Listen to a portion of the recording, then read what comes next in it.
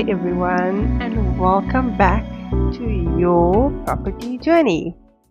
And today is episode 3, and I'm so excited. And firstly, I would like to thank everyone who has subscribed to the channel. I appreciate it.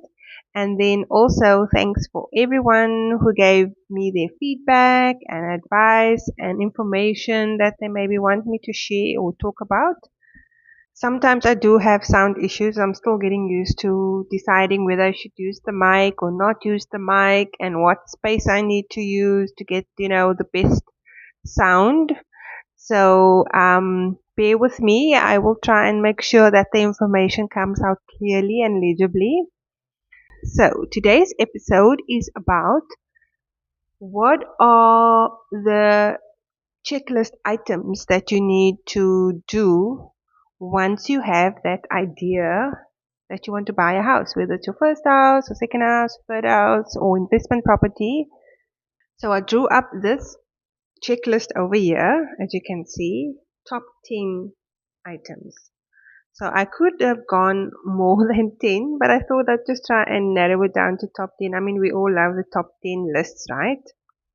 So number 1, get yourself pre-approved.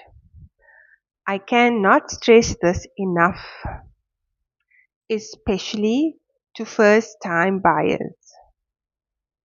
There is no way that anyone would want to go and start looking at houses, but they don't even know how much they qualify for.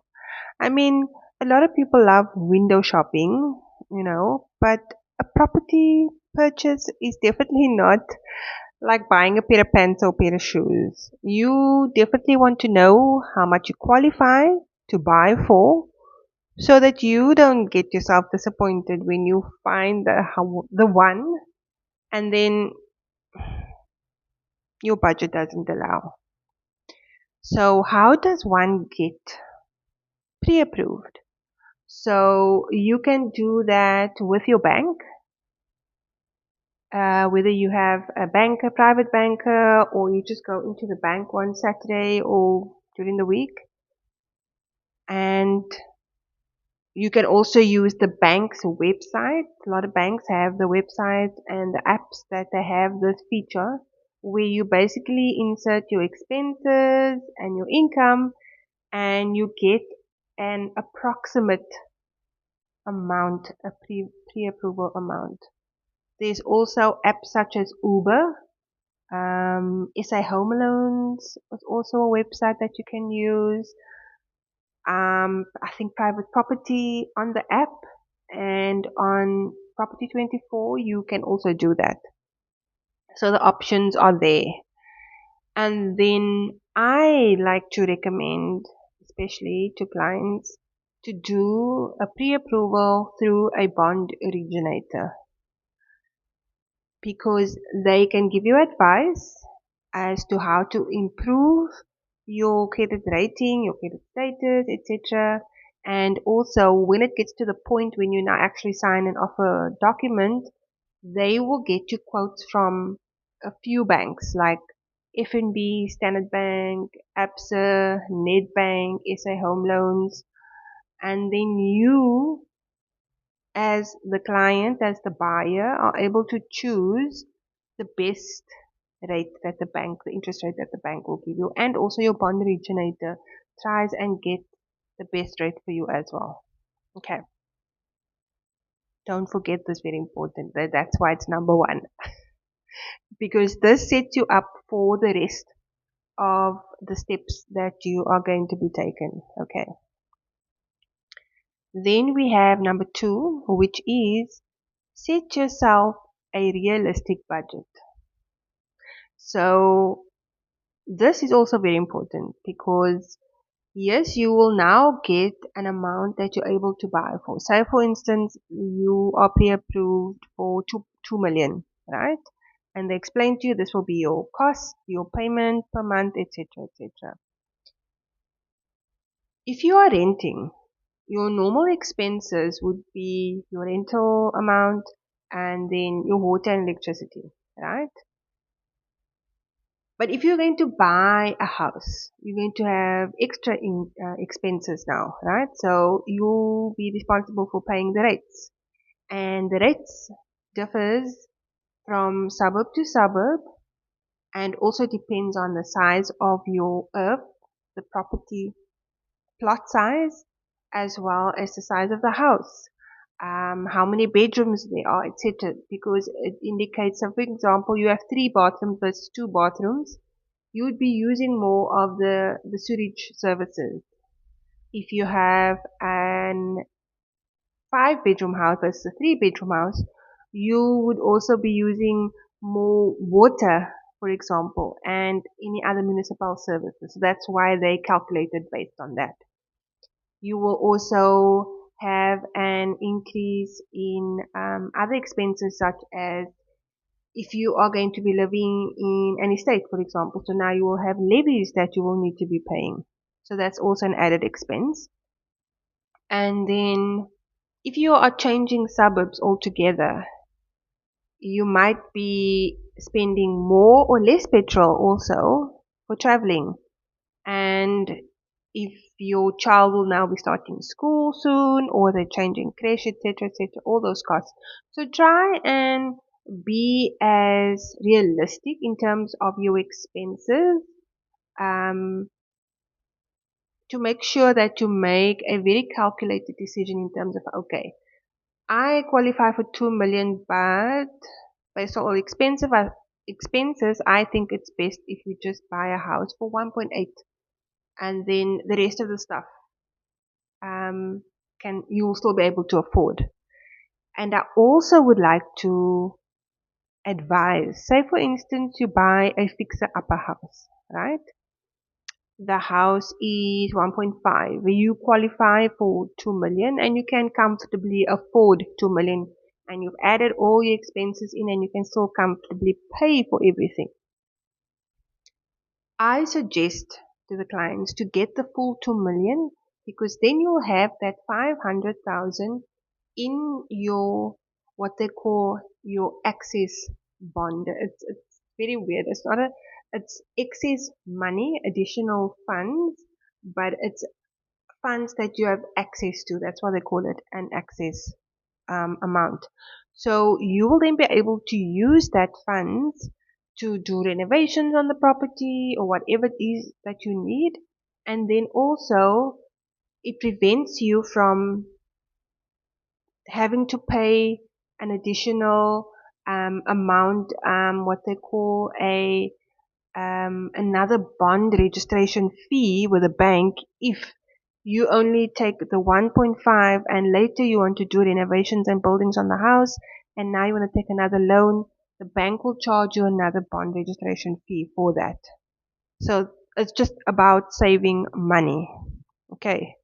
And then also, if you only use, say, 250,000 of the 500, you are only going to be paying for that extra. You only start paying bank more once you access that additional funds. Okay, I hope that made sense. If not, reach out to me and I can explain more, or chat to your banker, chat to the bond originator, and get the advice that you need. Okay. Then number 3, research neighborhoods. So I know that there are many people that can agree with me when I say that the schooling situation has changed so much over the past few years. I mean, even as little as 5 years. So previously, people just applied at the school where they stayed. Sorry, applied at the school in the area that they lived, right? And that's where your child went to school. It has become so stressful for parents, whether it's primary school or high school. So if you are very specific about the school that you want to send your child to, for those people that are able to choose what areas they want to live in, because let's be honest, not all of us has the ability or is able to financially decide whether they can or can't or don't want to stay based on school, for example.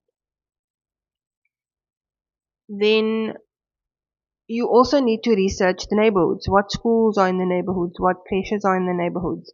How far are the creches or schools that you want to send your kids to? How far is it? And I just want to add a little point on the traffic. Many people, when they come in view, they often ask about traffic. Now, traffic is a worldwide phenomenon. Okay? There is traffic in every single neighborhood, especially where there are schools. And you know that the school areas are more busy or has more traffic because when it's holidays, there's no traffic. So you know it's traffic is school related. So if you are concerned or wondering about traffic in an area, drive around in the area if you can on the mornings or during the day or reach out to people that live in the area. But you're going to get traffic everywhere. Number four, understanding the home buying process. So the home buying process can be very daunting, especially when it's your first property that you're buying. You have no idea what to expect, how the process works, what's going to happen, etc. And this can be for a first time buyer or someone that has lived in a property for 20, 30 years and now they're having to buy a new house again, and things have changed so much since the last time they bought that house. I mean, processes changed even every year. So you can just imagine how daunting that is. So if you are unsure, when you go and view a property, chat to the agent, ask the questions. A good agent with their commission will not mind answering any of your questions. I never mind when someone asks me after the viewing, we stand and chat for like 10-15 minutes as they have so many questions. I don't mind sharing that information because, like I said before, knowledge is very important to me, and I want to make sure that I inform clients of everything, how things work. So if you're working with a bond agent, they can explain to you. If you're working with a agent, they will be able to explain to you what happens. You view a property. You like a property, you sign an offer. Once you've agreed um, that of the price that you're going to pay for the property. Normally, there's a verbal um, agreement that is done between the seller and the buyer, and then it's agreed to, and then an offer document is signed. Once the offer document is signed by all parties, and you present either your proof of cash if it's a cash purchase, or if it's your bond, you get your final bond grant that gets submitted to the um, to the agent, and they then submit it to the attorneys.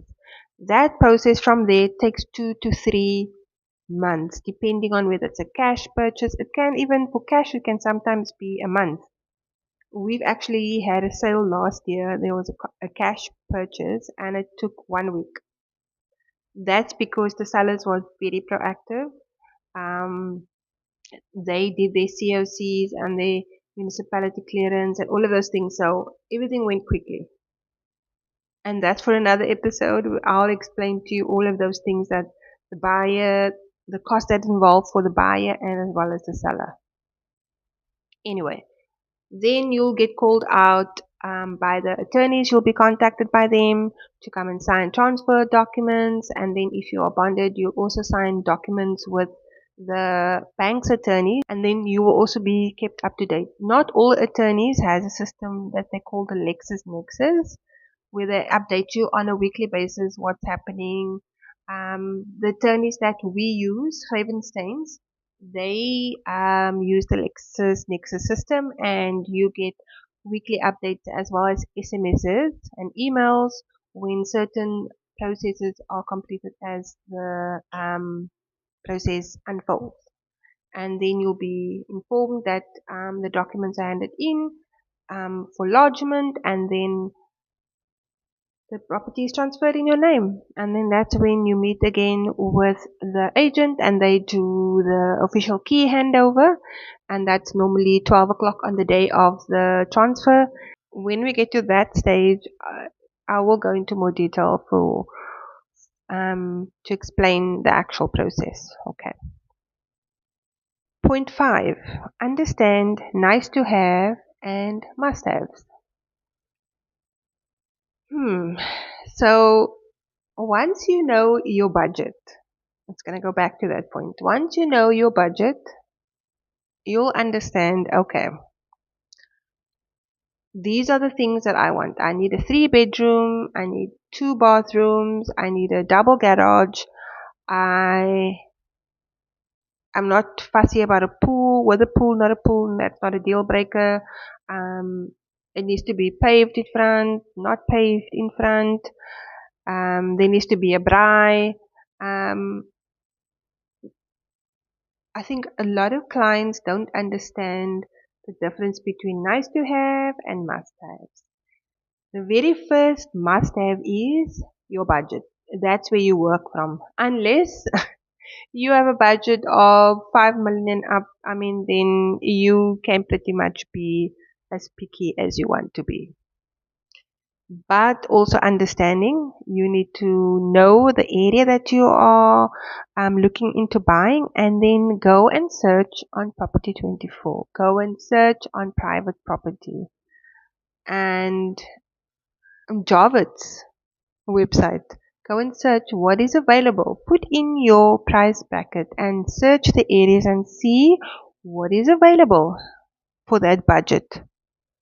Because then you will be able to understand exactly what you are getting for your budget.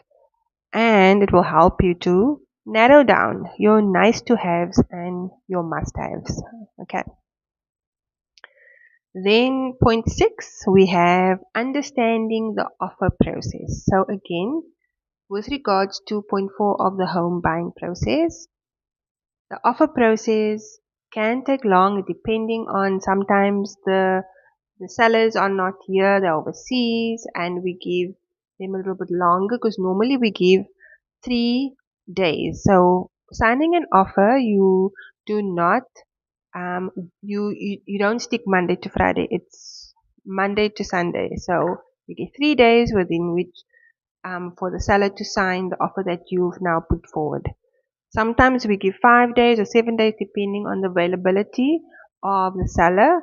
But thanks to technology, everything is close at hand. So we can send an email to someone in UK and they are able to sign the document and scan it back, and it's a quick process. Okay. But again, your agent should keep you updated and let you know all the ins and outs of the process and how long things take. And also know that if you're going to be signing a cash offer, you need to be able to provide proof of these funds. So whether that's a statement of a bank account or whatever savings you have or an investment account, that's what they will require. Okay. And again, the offer process is going to be explained again at another episode. Point 7. Saving up for the transfer and bond registration fees. So, normally your transfer and bond registration fees, if you are a first time buyer, you are more than likely to have it included in your bond application. There are occasions, however, where the banks do not include it, and it will be solely based on your credit record. And your bond originator or your banker will be able to, can tell you, look, we are not going to be able to include the transfer and bond registration fees. So that's for first time buyer that it can be in most cases be included. However, for second time buyers, it's not very likely for the banks to include that even if you have a good credit record, they want that cash. So find out ways that you can save money depending on if it's your second or even your first. And the sad part of it is when you are in that process, the bank will tell you you can't take out loans because it's going to affect your credit record, which is very crazy. But yeah, that's how things work. So try and be prepared. And of course, it works out. It is calculated on the price of the property. And in another episode, I'll also explain, I'll break it down depending on the price bracket of each. I'll show you how it's calculated. And then that's for the transfer fees. For the bond registration fees, if you are purchasing through a bond, that will also depend on the price. So in terms of the bond registration fees, that again will depend on the price of the property, and also if you are purchasing with a bond. If you are purchasing with cash, there is no bond registration fee. It will just be the transfer fees that you will be paying.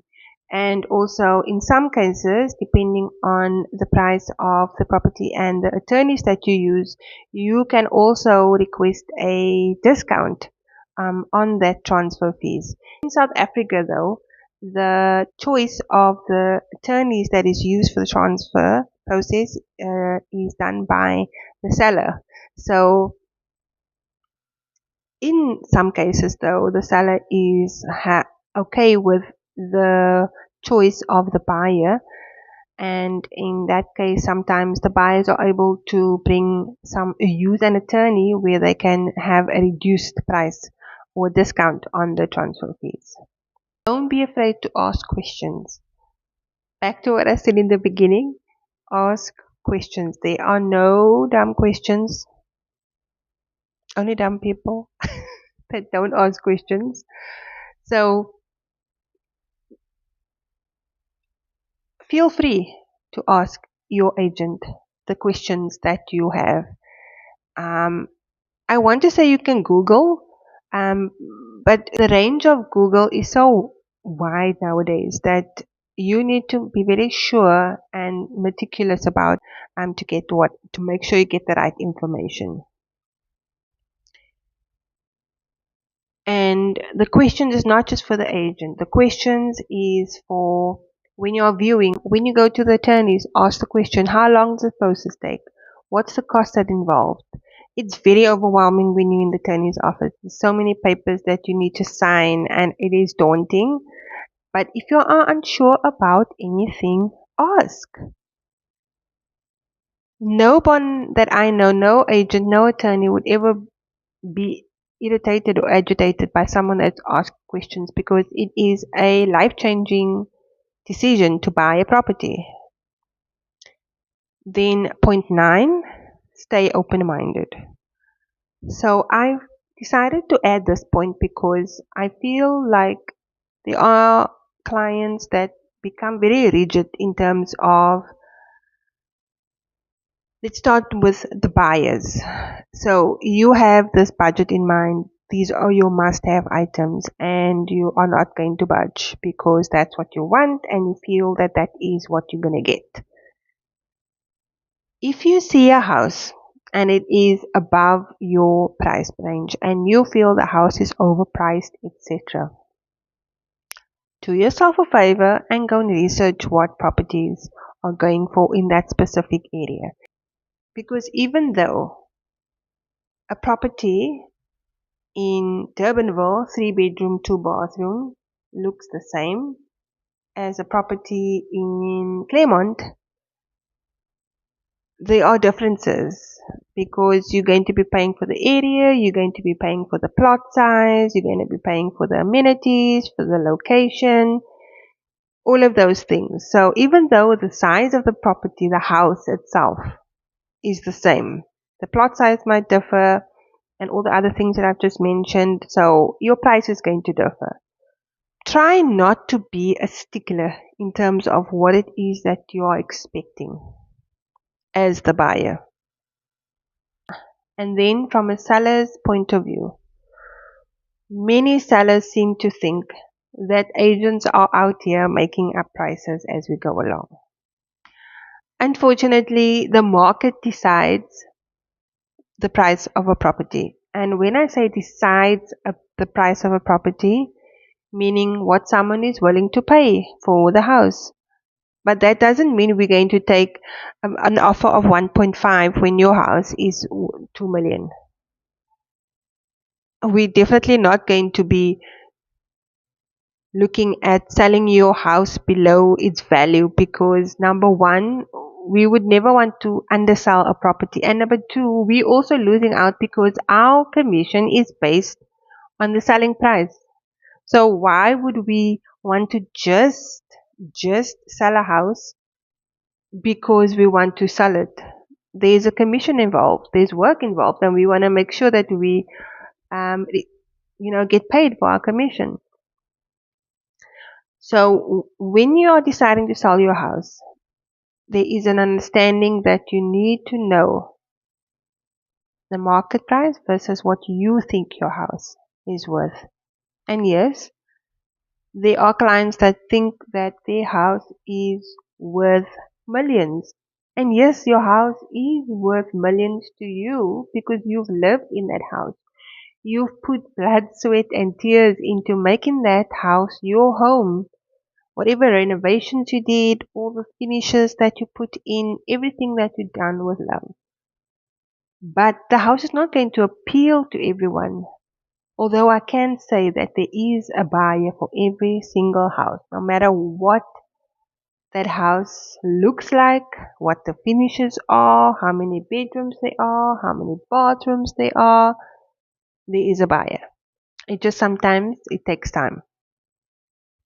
So be realistic and take the advice of your agent when they give you advice and feedback and say that the house is overpriced. And the worst thing that any seller can do is going in overpriced and then having your property stay on the market for months. Because the buyers of today are very informed. They know how to research on properties. They know where to look to see, oh, this property has been listed for how long? And you still haven't dropped the price, because sometimes people see a house that they love, they view it, and then they just like, let's just see if it comes down a bit. And then they watch that property online. So just as you think as a seller you can't be fooled, the buyers are pretty much doing the same thing. Okay. But again, we'll go into detail in terms of when it gets to listing and staging and taking photos and all of those things when you are going to sell a property. Okay, the last point, point 10, find a trustworthy agent. I am a real agent, as the term that was coined by Jobs, the real property agent. That's me. That's us. We like to keep things real. So I'm going to give you the advice that you need to hear. I am going to give you knowledge, the feedback, whether you are a seller, the advice, whether you are a buyer. I am going to make sure that you get what you need to make sure you buy the house that you love, or sell the house that you're living in to buy the new house that you're going to love. When you are searching for agents that you are wanting to use to sell your house, do your homework. Don't just take anyone that comes along and offers to sell your house. Are they the top agency in the area?